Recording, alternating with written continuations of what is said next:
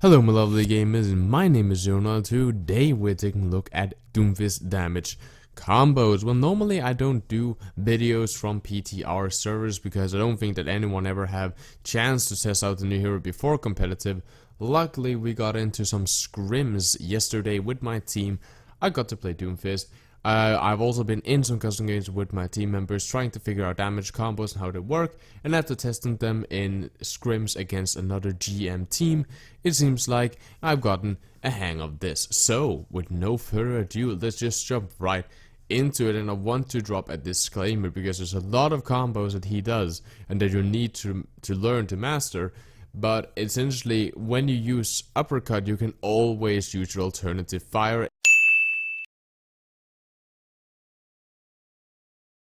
instead of jabbing, or using your right click, and opposite way around. I will just say to you jab, but you can always choose to just leave that out. And you can always just shoot instead. There's a lot of times where you can land in shoot, and if you're waiting for your cooldowns, then of course use your primary fire, start shooting at them instead of just standing there teabagging. That's very logical. I'm gonna try not to mention it too much because I just feel that's wasted information. I'm gonna mention it a couple of times in the beginning so you guys have a clear picture of when kinda to use it, in case you don't. But besides that, I'm gonna try to leave out talking too much about when to use primary fire because it's quite logical. Now first of all, let's start if you are already in close combat. You have already closed the gap and you have all your abilities. So the first one is very simple. You just uppercut and then you use your jab. As I said, you can always just shoot instead, but that's really good, especially if there's a wall close to him. You can just jab him straight out the wall. It's also a good way to make tanks just back off. Then you can lay onto your slam ability, which is your E ability on keyboards, and essentially you uppercut and you jab him, and then you can slam straight after that, of course leaving you with low mobility. But you can of course decide that you rather want to slam backwards back to your team instead of into the enemy team, depending if your team is pushing or not. Now an example of this uppercut long combo in close quarter is of course your uppercut. You jab him, then you slam, then you shoot again, and then your jab now should be off cooldown, so then you can just jab him one more time. Of course, you need to make sure that you're not just, when you use your slam ability after the jab and you get in on the enemy team, that you're not alone behind there, because then you're gonna get nuked very fast, because Doomfist die insanely fast. Now personally, I found out that using your slam ability gives in general better combos and it's much easier to use. Of course, using uppercut makes it so that he's up in the air and you're actually putting him away from your team instead of just pulling him closer to you.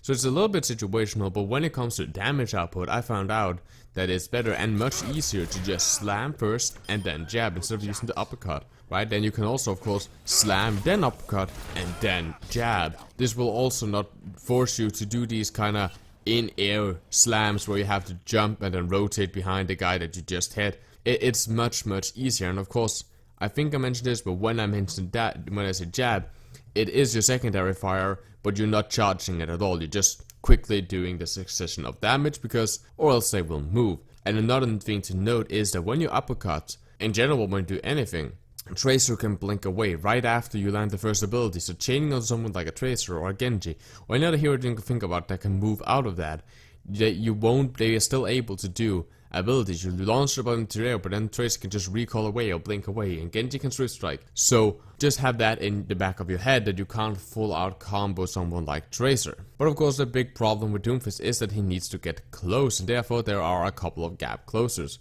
There are two combos that you can use to gap close, and the first one is just to charge your Doomfist gauntlet and then fly across the map. And that's the one that I would most of the time recommend, because it has lower cooldown and essentially you're not burning two abilities. The other one is of course that you uppercut first and then you slam. But as I said, I personally feel that charge is the best way, also since there's a chance that if you're anyway doing it into the enemy line, then you might hit an enemy dealing at least 100 damage. Now, when you have done this gap closing, then there's a couple of damage combos, and this is the most important part of Doomfist. When you're in close combat, it's very logical, and everything builds on those uppercut and slam combos that I mentioned at the beginning. However, here is what you should do as gap closing. First of all, you can charge. As soon as you charge, you miss on the target, you hit someone else and kill that guy, and you want to continue. You slam, you uppercut, and while you're up in the air, now you can shoot, right? Because you're waiting for for your jab or your charge to be off cooldown, and as soon as he lands, then you can try to, you know, hit him again and continue the combo cycle. And this is an insane damage combo, because even if you miss, right, then you normally will be able to land your uppercut and do this huge combo. So it's really nice. I used this a couple of times during Scrim to take out the enemy soldiers and Yara.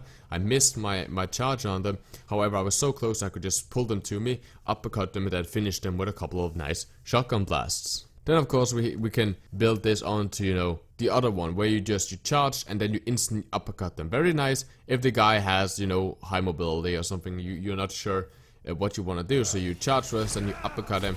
You can shoot him now in air if you want to, and then because you're waiting for your charge anyway, and then when he lands, then you can start to do a slam, and then you can continue, right? Start combining this with another charge combo, because your charge will be off cooldown, maybe your uppercut is soon off cooldown, right? So now you can start comboing those, but it's real nice to just charge, then instantly uppercut, then shoot, then slam, right? So it's really about you use this. It really just differs between if you use uppercut first, then you can use slam afterwards. Makes it a bit harder. But if you slam first, then it's really just to uppercut and shoot. But you really have to see what is best in the situation. And of course, then you can use the uppercut, then slam, and then just jab. This burns all your abilities, which is really scary and which you really should think about. And now, escape tools. This is more for skirmishing. This is how you really poke efficiently with Doomfist. And this is what I love about it. With Doomfist, what you can do, you can just, if you see the enemy team is approaching, you can charge into the enemy team. Hopefully you have a Zarya that gives you a bubble, or you have an Ana or a Mercer that heals you. Then you uppercut and then you just slam back to your team. This will get you in and then out. Or you can, you know, you can sneak behind them and do like a Rhine charge from behind. Just instead of Rhine charging, then you just uppercut and then you slam back to your team. This way you can continuously poke the enemy team, and you know what's scary about it is you get off a full charge Doomfist, so if you hit someone and you knock them into a wall and there's a DPS, they're probably dead, right, in that one instant, or you're dealing a shit ton of damage to a tank.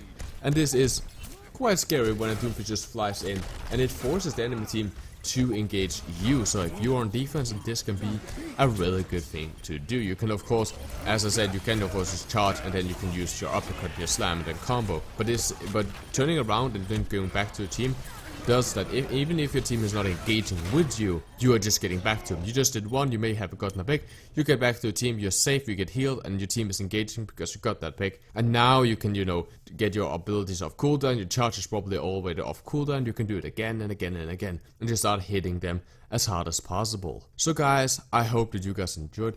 I hope that if they don't change too much to the abilities, I will not have to make another damage combo, and I don't think that they have. I'm pretty sure that these work, because they worked at least when I played against the Grandmaster team. And, you know, if they work against the Grandmaster team, of course my team was also playing pretty okay, but if it works against the Grandmaster team, then I hope this also will work for you guys when Doomfist is finally released onto the live servers and you use him in competitive.